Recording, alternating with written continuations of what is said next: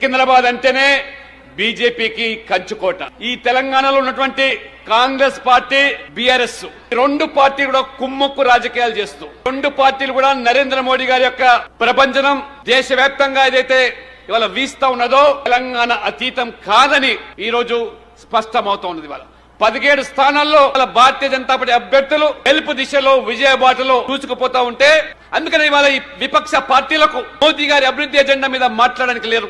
మీరు ఇచ్చిన గ్యారంటీలు అమలు చేయకుండా ఏ రకంగా కాంగ్రెస్ పార్టీ మోసం చేసిందో టీఆర్ఎస్ అడుగుజాడల్లో నడుస్తున్న మీరు అవినీతికి మారుపేరు, కుటుంబ రాజకీయాలకు మారుపేరు, ఈ మైనార్టీ సంతుష్టానికి మారుపేరు.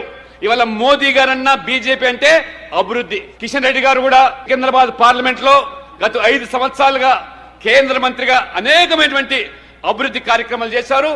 ప్రజలలో ఒక తలలో నాలుకగా ఉంటూ ఒక కార్యకర్తగా ఎదిగినటువంటి కిషన్ రెడ్డి గారు ఇవాళ ఖచ్చితంగా సికింద్రాబాద్ పార్లమెంట్ లో ఈ కాంగ్రెస్ లేదా బీఆర్ఎస్ మచ్చుక కూడా ఇవాళ పోటీలో లేదనే విషయాన్ని కార్యకర్తలు గమనించి మే 11వ తేదీ వరకు ఈ ప్రతి బూత్ లో మోదీ గారిని, బీజేపీని, కిషన్ రెడ్డి గారిని గెలిపించడానికి మీరందరూ కూడా కృషి చేస్తారని దోహదపడతారని చెప్పి భారత్ మాతాకి